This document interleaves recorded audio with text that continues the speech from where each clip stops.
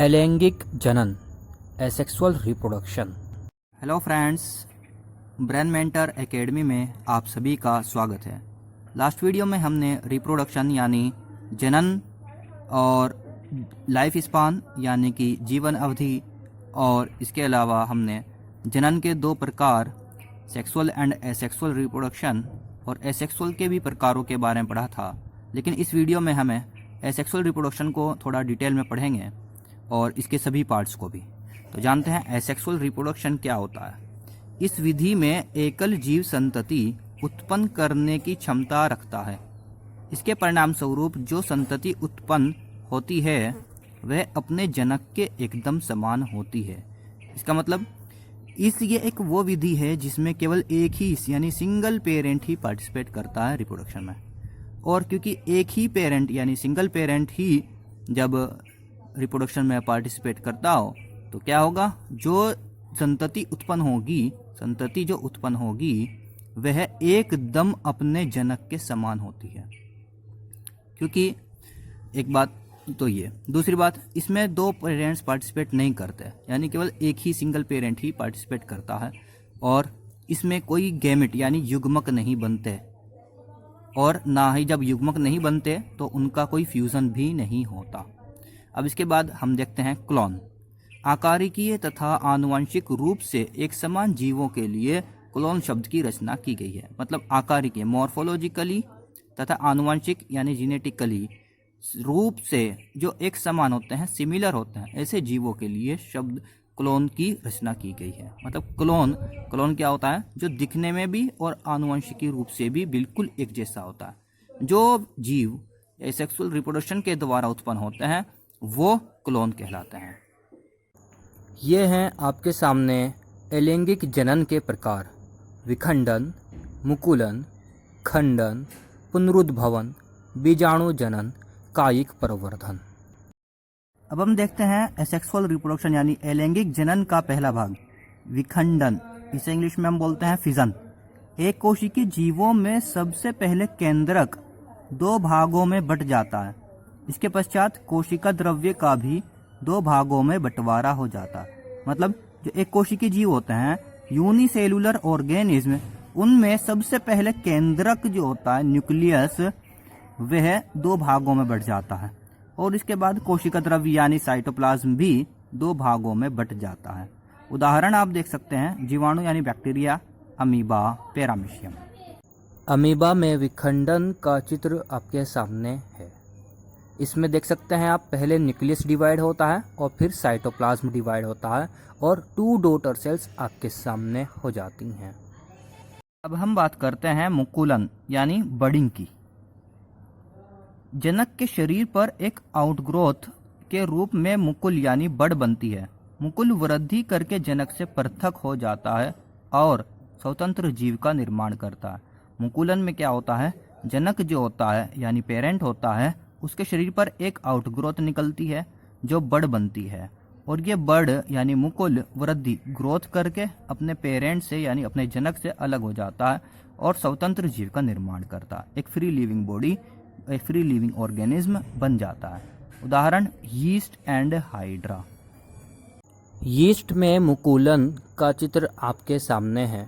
इसमें आप न्यूक्लियस को डिवाइड होते हुए देख सकते हो और साथ में बड बनती हुई देख सकते हो। ये है हाइड्रा में बडिंग या मुकुलन। अब देखते हैं हम खंडन यानी फ्रेगमेंटेशन।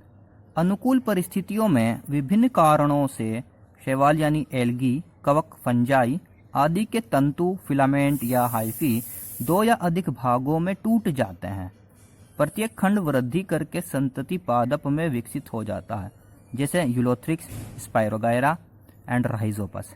फ्रेगमेंटेशन यानी खंडन क्या होता है, अनुकूल परिस्थितियां जब होती हैं तो किसी भी कारण से शैवाल या कवक के तंतु या फिलामेंट्स दो या ज्यादा भागों में टूट जाता है और हर कटा हुआ भाग, फटा हुआ भाग या टूटा हुआ भाग प्रत्येक खंड यानी वृद्धि करके, ग्रोथ करके संतति पादप में विकसित हो जाता है। इस चित्र में आप स्पायरोगायरा जो एक एल्गी होता है, इसमें फ्रेगमेंटेशन या खंडन होता हुआ देख सकते हो। देखते हैं हम पुनरुद्भवन यानी रीजनरेशन। सरल संरचना वाले प्राणियों में छोटे छोटे खंडों में कट जाने पर प्रत्येक भाग वृद्धि करके अपने क्षतिग्रस्त भागों का पुनर्निर्माण कर लेता है। रीजनरेशन क्या होता है या पुनरुद्भवन क्या होता है? सरल संरचना वाले प्राणी यानी कि जो सिंपल ऑर्गेनिज्म होते हैं, छोटे जीव जो होते हैं, उनमें छोटे छोटे खंडों में कट जाने पर या काट दिए जाने पर प्रत्येक भाग उसका वृद्धि कर लेता है और अपने क्षतिग्रस्त भागों का पुनर्निर्माण कर लेता है। मतलब जो भी तीन मानने की बात है, प्लेनेरिया एग्जाम्पल होता है इसका। प्लेनेरिया है, उसकी बॉडी 3 पार्ट्स में अगर कट गई है किसी वजह से, तो तीनों भाग उसके फिर वापस 3 नए प्लेनेरिया के जीव बना लेते हैं। मतलब हर कटा हुआ भाग क्या करता है? एक पूर्ण बॉडी बना लेता है। अब स्टार बनाकर हमने इसमें यहाँ पे लिखा है, छिपकली की पूंछ और तारा मछली की भुजा यानी आर्म का पुनर्निर्माण होना भी पुनरुद्भवन कहलाता है। छिपकली यानी लिजर्ड जो होती है और स्टारफिश जो होती है स्टेरियास, उसकी भुजा यानी उसकी आर्म भी पुनर्निर्माण कर लेती है। इस चीज को भी हम पुनरुद्भवन या रीजनरेशन कहते हैं।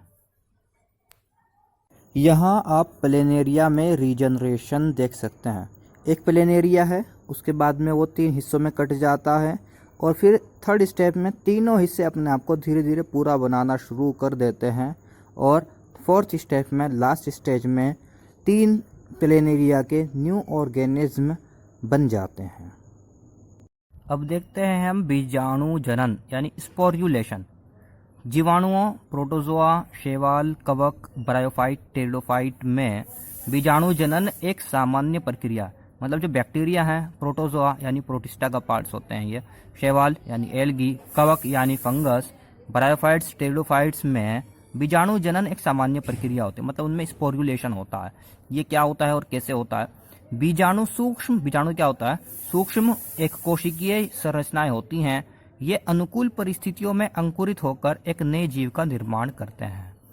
ये स्पोर्स क्या होते हैं? एक कोशिकीय होते हैं और माइटोसिस द्वारा यानी समसूत्री विभाजन द्वारा बनते हैं और ये अंकुरित होकर नए जीव का निर्माण कर लेते हैं। ये संरचना के आधार पर निम्न प्रकार के हो सकते हैं: जूस्पोर्स, एप्लेनोस्पोर्स, कोनिडिया आदि। अब बात करते हैं एक चीज, ये स्पोर्युलेशन भी ऐसे ही होता है क्योंकि ये एक एसेक्सुअल रिप्रोडक्शन का पार्ट्स है और ये जो स्पोर्स होते हैं या बीजाणु होते हैं, इनका फ्यूजन नहीं होता। ये बिना फ्यूजन के ही जब मॉइस्ट सरफेस पर पड़ जाते हैं तो वहां पर नए जीव का निर्माण कर लेते हैं। यहाँ आप क्लेमाइडोमोनास के अंदर जूस्पोर्स बनते हुए देख सकते हो। इसके अलावा सेकंड जो है आपका बी डायग्राम है, ये पेनिसिलियम है। पेनिसिलियम में कोनिडिया बनती हुई देख सकते हो। ये दोनों तरह के स्पोर्स होते हैं जो रिलीज होकर नया बॉडी या नया ऑर्गेनिज्म बना लेते हैं। अब बात करते हैं हम कायिक प्रवर्धन यानी कि वेजिटेटिव प्रोपेगेशन। ये क्या होता है और कैसे होता है? यह पौधों में होने वाला अलैंगिक जनन होता है। यह प्राकृतिक तथा कृत्रिम विधियों द्वारा प्राप्त होता है। ये 2 प्रकार का होता है, प्राकृतिक और कृत्रिम। प्राकृतिक यह पौधों की जड़, तना अथवा पत्तियों से हो सकता है। जड़, रूट, स्टेम या लीव्स जो प्लांट्स की होती हैं उन्हीं के द्वारा हो जाता है। प्राकृतिक में कुछ पार्ट्स हम देख सकते हैं: भूमिगत तनों या अर्धवायवीय तनों। भूमिगत तनों कंद, परकंद, घनकंद, शल्ककंद के द्वारा। अर्धवायवीय तनों ऊपरी भूस्तारी, अंत्य भूस्तारी, भूस्तारिका या भूस्तारी। ऊपरी भूस्तारी यानी रनर, अंत्य भूस्तारी यानी सकर, भूस्तारिका यानी ऑफसेट, भूस्तारी यानी स्टॉलन। इनके द्वारा जो वेजिटेटिव प्रोपेगेशन होता है, यानी ये सब क्या हैं? ये प्लांट्स के पार्ट्स होते हैं या प्लांट्स के मॉडिफिकेशन होते हैं। प्लांट्स के पार्ट्स के मॉडिफिकेशन होते हैं। इन्हीं के द्वारा जब वेजिटेटिव प्रोपेगेशन होता है तो ये प्राकृतिक यानी कि नेचुरल वेजिटेटिव प्रोपेगेशन कहलाता है। इसके अलावा अगर हम बात करते हैं कृत्रिम की, यानी कि आर्टिफिशियल, कलम लगाना, दाब लगाना, रोपण, ऊतक संवर्धन आदि, ये कुछ विधियां हैं जिनके द्वारा हम वेजिटेटिव प्रोपेगेशन कर लेते हैं। अब बात करूं अगर मैं ये कंद, परकंद, घनकंद, शल्ककंद ये आदि ये इस तरह के जो नाम हैं, इनके बारे में डिटेल्स आपको जानने की ज़्यादा जानकारी की ज़रूरत नहीं है। बस इनके एक एक उदाहरण आप चाहो तो याद कर सकते हो, वो आपको नोट्स में या नीचे लिंक में मिल जाएंगे, कहाँ क्या होंगे वो। बस आपको इतना याद रखना है इसमें वेजिटेटिव प्रोपेगेशन यानी कायिक प्रवर्धन ये क्या होता है और ये कितने प्रकार का होता है। यहाँ इस चित्र में आप देख सकते हो eyes of potato, rhizome of ginger, bulbil of agave, leaf buds of Bryophyllum and offset of water hyacinth. अब हम देखते हैं बंगाल का आतंक यानी टेरर ऑफ बंगाल। ये कोई आतंकी हमला वगैरह नहीं है, सिंपली एक चीज़ है, ये मैं आपको अभी समझाने जा रहा हूँ। आपने निश्चित तौर पर जलाशयों की महाविपत्ति अथवा बंगाल के आतंक के बारे में ज़रूर सुना होगा। यह कुछ भी नहीं है बल्कि जलीय पादप वाटर हायासिंथ। वाटर हायासिंथ ये एक प्लांट होता है जिसके जो ठहरे जल में सर्वाधिक वृद्धि करने वाला खरपतवार होता है। वाटर हायासिंथ क्या है? एक खरपतवार है जो जलीय पादप होता है और ठहरे हुए पानी में यानी कि समुद्र में या तालाब में या किसी झील में पाया जाता है। यह जल से ऑक्सीजन को खींच लेता है जिसके परिणाम स्वरूप मछलियां मर जाती हैं। क्या होता है, ये जिस भी वाटर बॉडी के अंदर पहुंचता है, ठहरे हुए जल में जब पहुंचता है तो वहां पर बहुत ज़्यादा अधिक मात्रा में वेजिटेटिव प्रोपेगेशन यानी कि कायिक प्रवर्धन द्वारा वृद्धि कर लेता है। इतनी अधिक वृद्धि कर लेता है और वहां से जल में से ऑक्सीजन को खींच लेता है और उसकी वजह से क्या हो जाता है, मछलियां वहां की मर जाती हैं। एक इंपॉर्टेंट क्वेश्चन है, अक्सर पूछ लिया जाता है। आपके मन में कोई डाउट हो या कोई क्वेश्चन हो तो आप हमसे कमेंट में जाकर पूछ सकते हो, और या नहीं है तो आप हमें कमेंट बॉक्स में बताएं कि आपको हमारी वीडियो ये कैसी लगी। और साथ ही वीडियो को लाइक ज़रूर करें जिससे हमारा हौसला बढ़ता रहे, और इसे ज़्यादा से ज़्यादा स्टूडेंट्स के साथ में शेयर करें ताकि सभी स्टूडेंट्स का फ़ायदा हो, और चैनल को सब्सक्राइब करना बिल्कुल ना भूलें। आपका बहुत बहुत धन्यवाद।